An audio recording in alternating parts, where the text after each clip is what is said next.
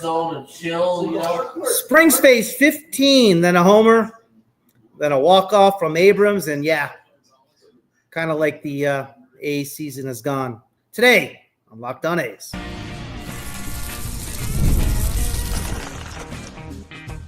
You are Locked On A's, your daily podcast on the Athletics, part of the Locked On Podcast Network, your team every day. Welcome to Locked On A's, part of the Locked On Podcast Network, your team every day. I am your host, Booney. One name, all passion. We are free and available wherever you get your podcast, including YouTube. So do me a favor and hit that subscribe button wherever you are following the show. Tension cracked today in Nationals Park as Cade Cavalli made his first start in 1,076 days, and the A's gave him nothing to work with. The squad rode a white-knuckle performance from Jeffrey Springs, who retired 15 straight batters to keep the game locked at 0 through 5 innings. But then, with the clock ticking after a Tyler Soderstrom home run, Riley Adams slugged a leadoff bomb in the 6th that tied the game, turning drama into ignition. That was a spark. In the 9th, rookie Robert Hassell III doubled on a play that, I don't know, maybe Colby Thomas could have made. He doubled. CJ Abrams flared one to left with ice in his veins. He didn't hit it exceptionally hard, but it was a walk-off single. It was enough to get the job done. And it ended the National 6-game skid, and the fans went nuts. It was the kind of roller coaster finish that reminds you why you are still a baseball fan. You got to give a lot of credit to the Nationals and to Cavalli. Remember, Cavalli was a 2020 draft pick, first round, 22 overall out of Oklahoma. And here's kind of what I've always talked about with regard to pitchers.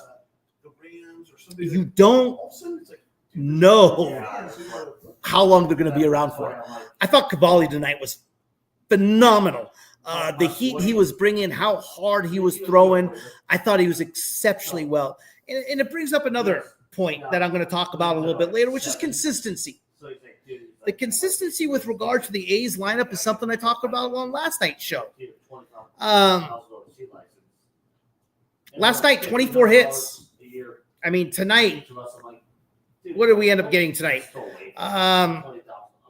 4 hits. And granted, Cavalli was sensational. But again, Cavalli only went 4 2/3 innings. The rest of that staff and bullpen was gettable. We didn't get to him.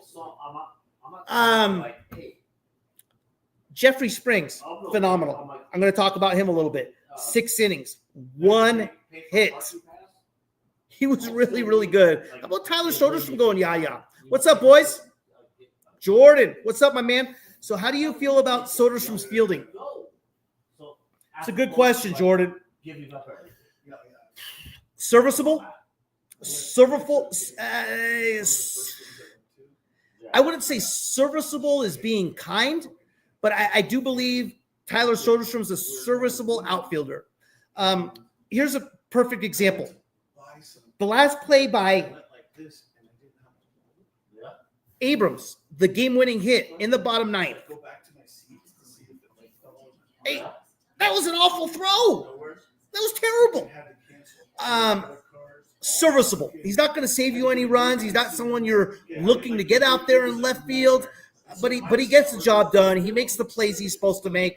But again, for a play like tonight, with a base hit to score the winning run, you gotta make that throw.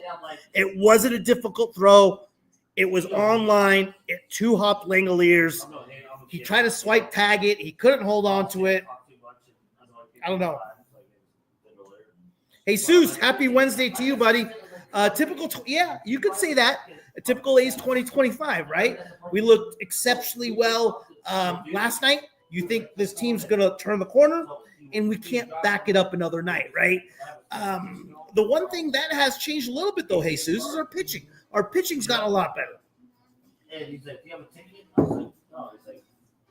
Did we DFA Nunez? Are you sure, Brady?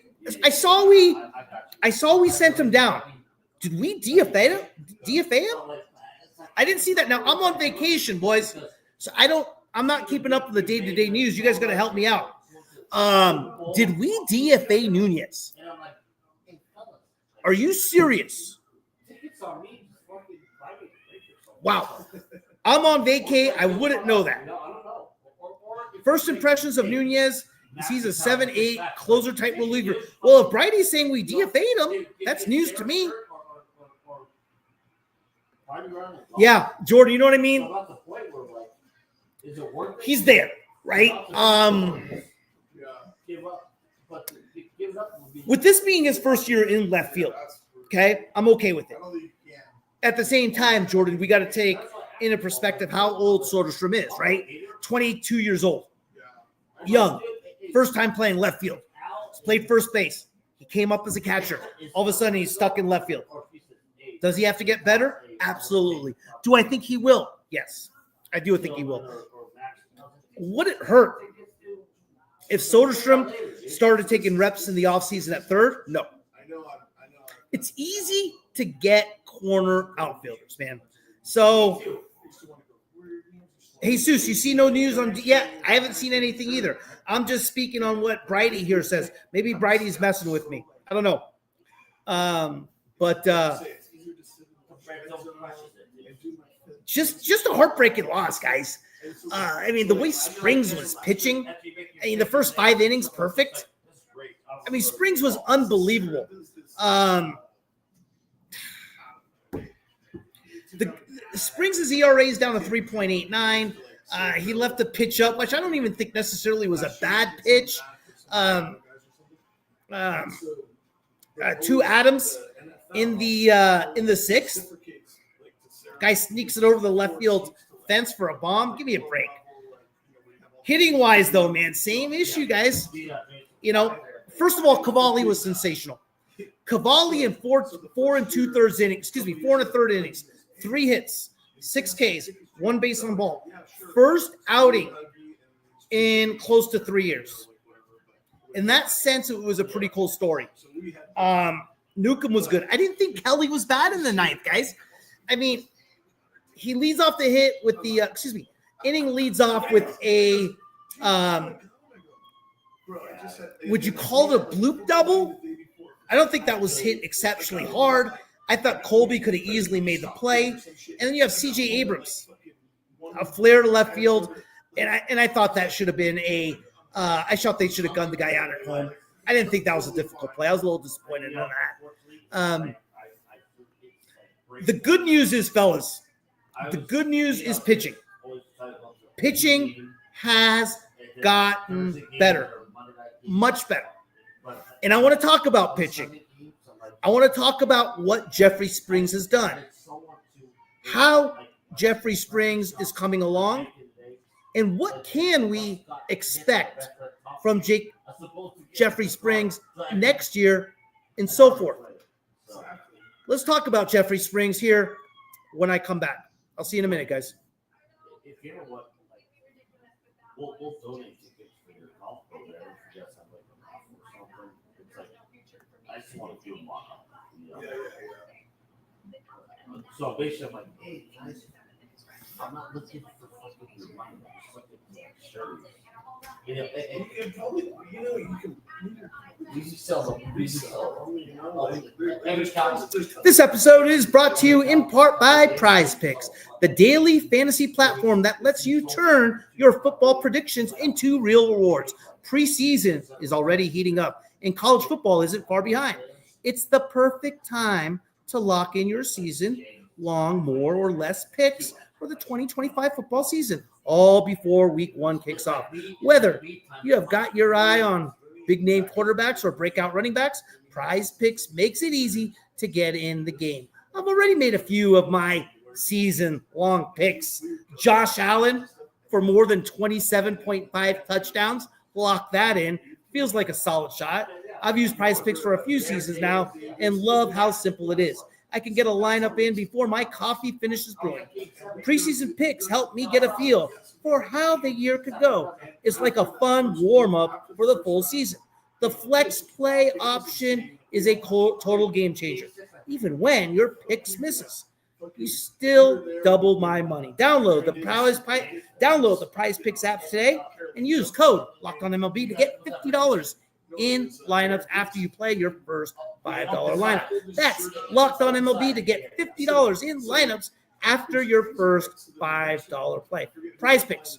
Run your game. We're not doing what do you mean? I think so. And he goes, he sold all Henry Baez stats look good. Yeah. Hey, Jesus, Henry Baez, I don't know if you've seen him pitch, man. The guy absolutely paints corners. He doesn't walk many guys. He paints corners, has great velocity. I love the way he's looked so far in Midland. I only saw his first start. I haven't seen his second start yet. That 228-year-old pitch, that 28-year-old pitcher on the nuts looks sick too. The 22-year-old pitcher on the lug nuts. Are you talking about? You're not talking about Echarvia. You're talking about Baez? No, you're not talking about Baez. Let me tell you who you're talking about here. The 28-year-old pitcher on the on Lansing. What are you talking about? Let's get this here. Hang on, give me 1 second. Let me pull up the old lug nuts and see what we got here.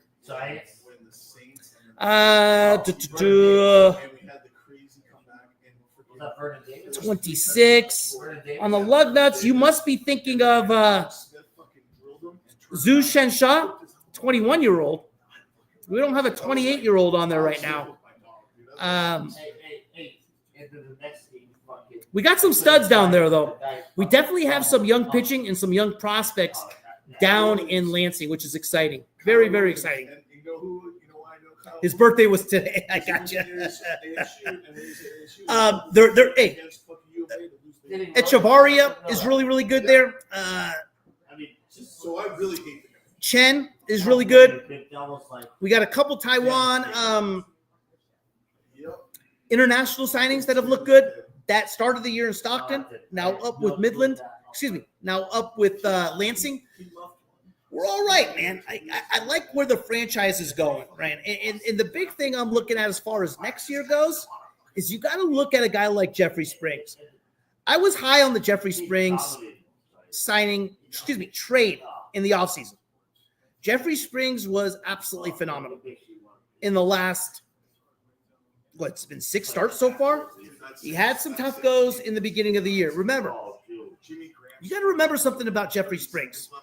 Jeffrey Springs is coming off the Tommy John surgery. And when he started the season up here, he had his fastball topping off at 89, 90 miles per hour. The problem with that, guys, when you have a guy that's topping off at 89, 90 with his fastball and his go-to pitch is a changeup, it's a big deal, right? It's a big deal. Right now, he's around 91, 92 with the fastball. And the changeup looks that much more lethal. Let's look at his last few starts, guys, because the guy's been absolutely on a tear. Today, 6 innings, 2 hits. Excuse me. Today,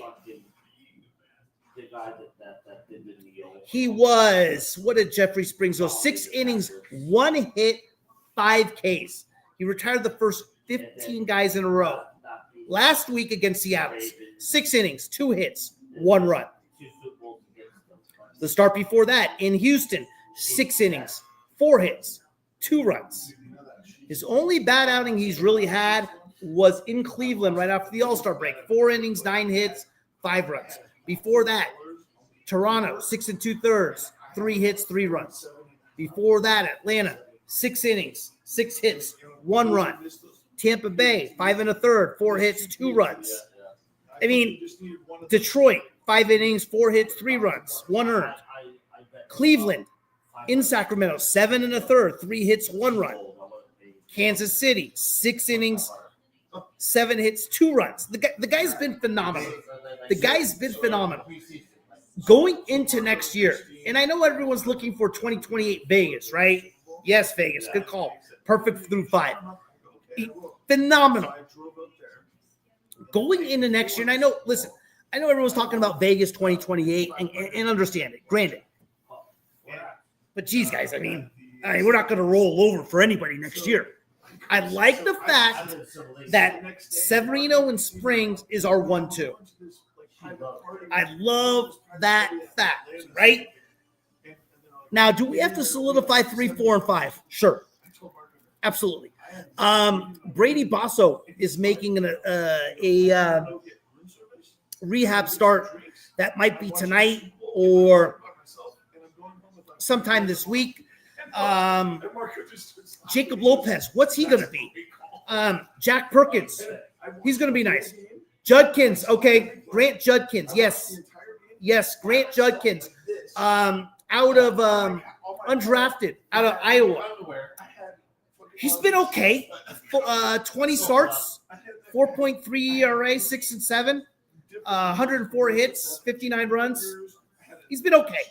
I had the play-by-play guy for the Lugnuts on the other night.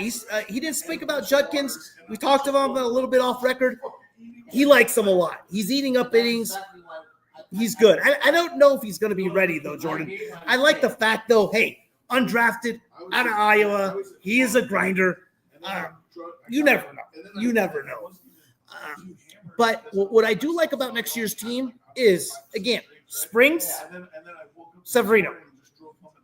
Who's going to be the remaining 3 starters, guys, right? You have Jack Perkins. You have Jacob Lopez. You have JT Ginn. You have guys like Osvaldo Bido. Is Gage Jump going to come up? Is a Luis Morales going to come up? How are we going to use it? Next spring should be really, really interesting with regard to starting pitching. But does starting pitching really end up what it's supposed to be? You take a look at our starting rotation going into opening day. Who was it? Severino, Springs, JP Sears, Osvaldo Bido, Joey Estes. Who's left out of those 2, right? Springs and Severino, and granted, they're the only 2 that are actually making money. But at the same time, with the way Severino and Springs look, makes you optimistic for a great 1-2 going into 2027. 2026. I wish it was 2027, wouldn't it? Geez, I wish 2027 was here now. Golly. I mean, Vegas can't come soon enough for this darn squad. What's up, RD? I bet JP Sears comes back after getting released. Did he get released or did he just get sent down? Released or sent down? Again, I'm on vacay. My understanding was that he got sent down. If I'm hearing something differently, let me know. I didn't think he got released. I would love if he came back. He was sent down. Okay. Well, so he hasn't gotten DFA'd.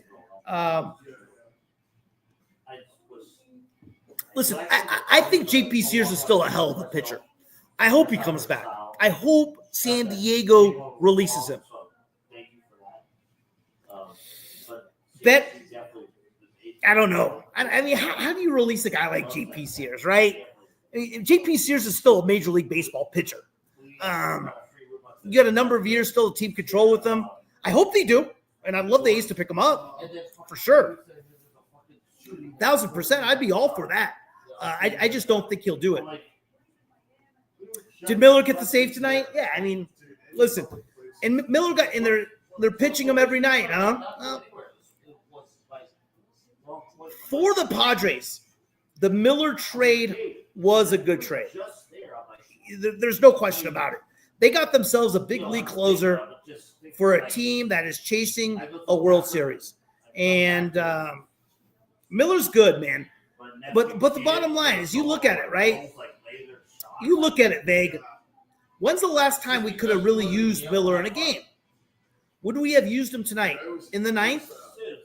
We haven't been, but probably. But still, I mean, Michael Kelly didn't pitch a bad night. Yeah, Miller was awesome. An inning pitched, walked 1, 15 pitches, struck out the side, dominant. Kind of like the Mason Miller we know. No question.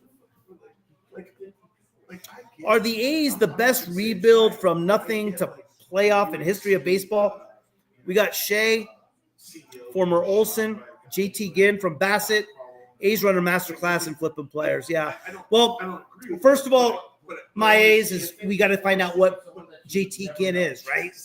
We don't know what JT Ginn is yet. JT Ginn is still who we think he will be. Has he had great outings? Sure. But I wouldn't put JT Ginn in that category. For sure, Shea. And you could make the argument that we don't draft Kurtz if we have Olsen.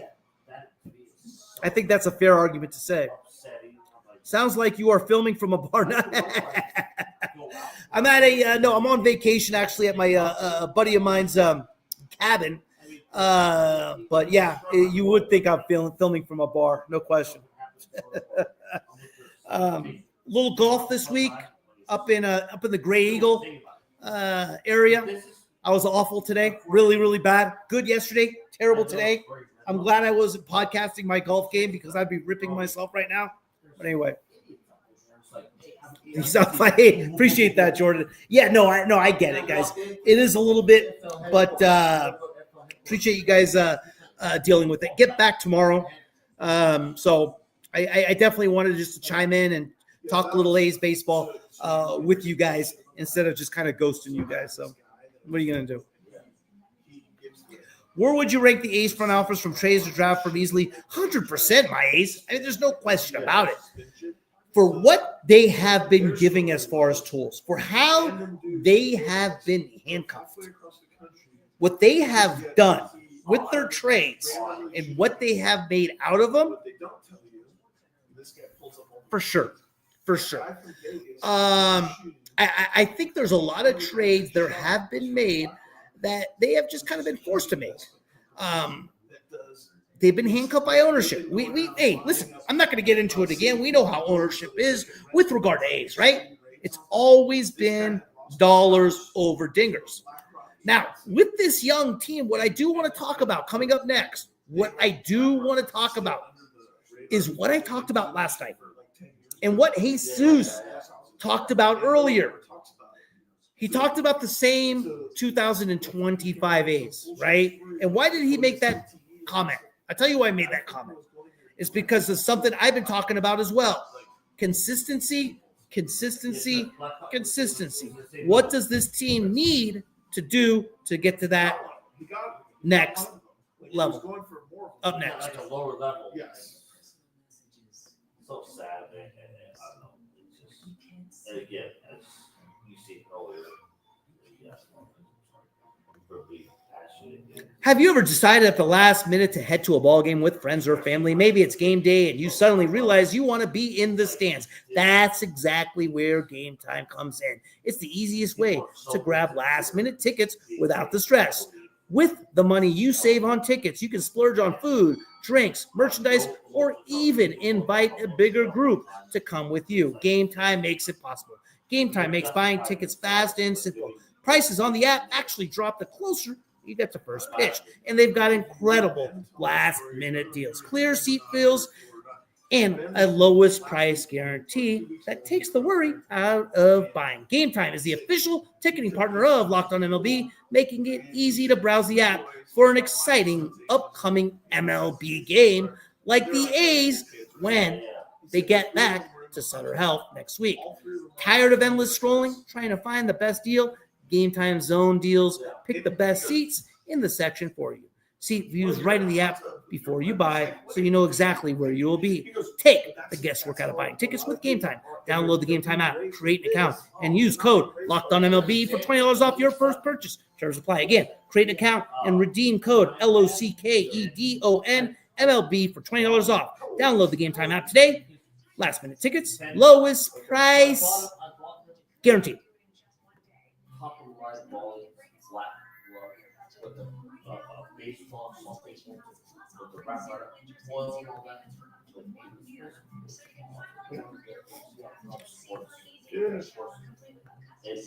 So, guys, big thing I want to talk about a little bit right now is consistency. How can this squad get a little bit more consistency? How do we go from facing the kid we faced on Rodriguez on Sunday against the D-backs, who's had a 5.6 ERA,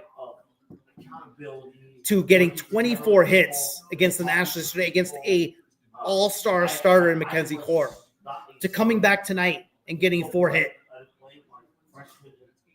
Young team. It's a young team. The key part about this team is finding that consistency. If we don't find that consistency, nothing else matters. Nothing else matters. Does Shea get the day off tomorrow for rest and start McIver? I think they will DH Shea and they'll start McIver, Vegas. I think they'll DH Shea and start McIver, which has kind of been the MO Kotze's gone with. They'll DH Shea, start McIver. After Spring's performance, look at his stats and say no one picked him up at the deadline. Well, he might finish as a top AL pitcher.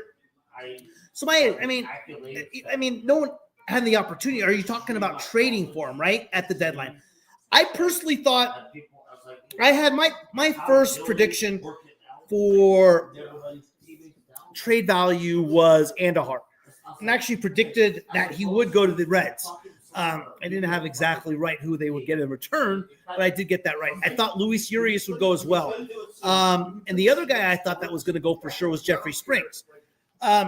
Jeffrey Springs, his contract was good, man. You got $12.5 million this year.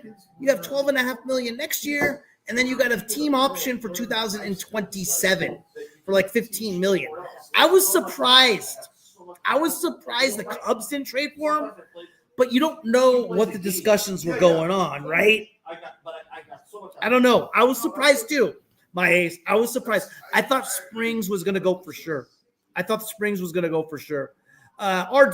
new video from Raiders 1967 on YouTube. Wow, this is it really? I saw part of it, RD, right? It looks like some things are going on. It's still not an imaginary stadium, but anything like that going on. But I'm with you, my A's. I thought Springs was going to go for sure. The thing I want, man, and I think we will grow that, right? As the season goes on, we're gonna build some more consistency.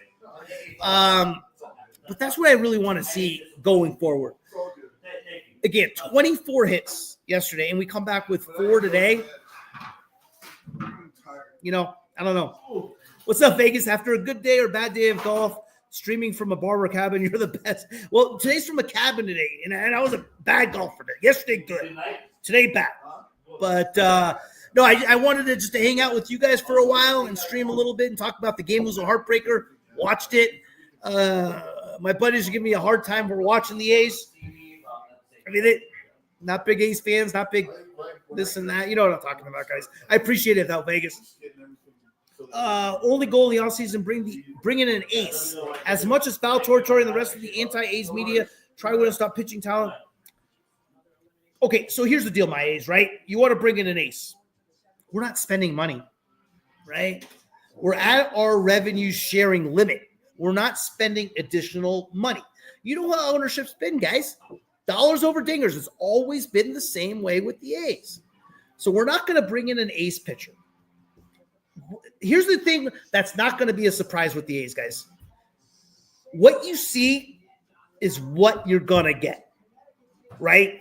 We're young. This is the team you will see in 2028 Las Vegas, minus Jeffrey Springs, minus Luis Severino, right? How those pitchers like a Jamie Arnold, like a Gage Jump, like a Luis Morales are going to continue to develop is the question. But what you see is what you will get. No difference there. So there's not going to be any crazy free agent signing. We're not going to spend a lot of money on a 4-year, $120 million ace. We're not going to do that. I would love to, but we're not going to do it. That's just not who we are. We're not the Yankees. We're not the Dodgers. We are who we are. And I love who we are. And I love how we're developing. But we got to be realistic as far as what our expectations are. So And I'm okay with that, guys.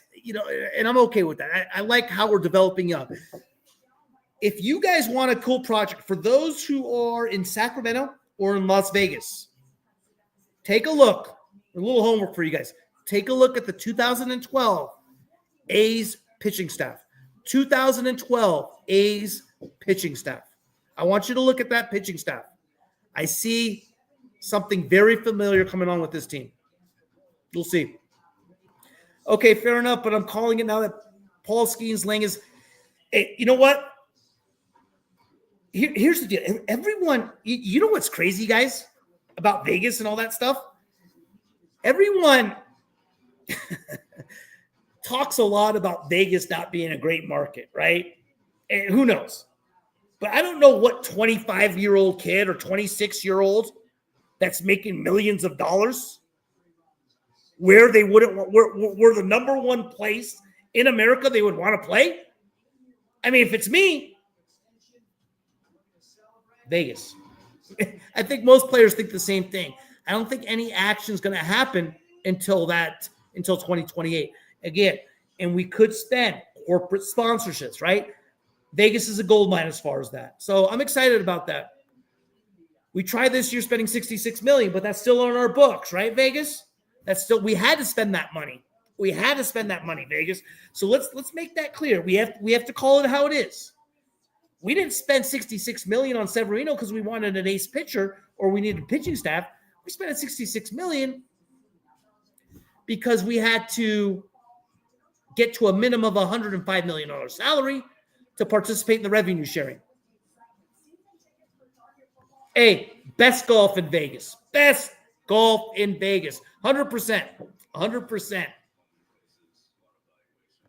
I'm going to see them in Vegas, and I'm not a gambler. Hey, man, I think Vegas is an absolute gold mine. You know what's interesting about the times they're scheduling for Vegas when they play there? I don't know if you guys know this, but okay, so usually most games, if an East Coast game, it's 4 o'clock approximately, 3:45 Pacific Standard Time, 7 o'clock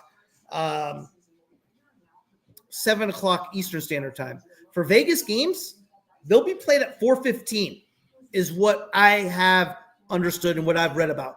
4:15 Vegas time. So in other words, 7:05 times you see in Sacramento or 6:45 times you see in San Francisco is 4:15 in Vegas, which is interesting, I thought. But I think Vegas is going to be great. But here's the deal, guys. Like, Vegas is still 2 years away. We still got to figure a way to get competitive next year. I think we got the tools. I think we're there. We got to get a little bit better. Jordan, I think the reason is,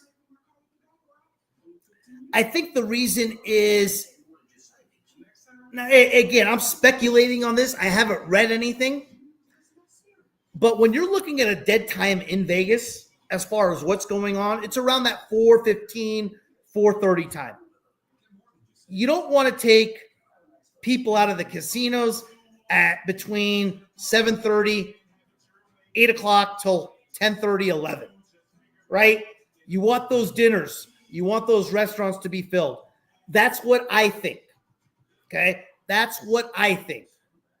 It makes sense if you think about it that way, right? What's the dead time in Vegas as far as tourists, as far as people staying in hotels? Around that 4:15 time. Now, again, I'm speculating. Wait, let me go further. Hey, listen, man. Hey, my A's, I don't doubt that, man. What's the one thing Vegas has? What's the one thing Vegas has? Money.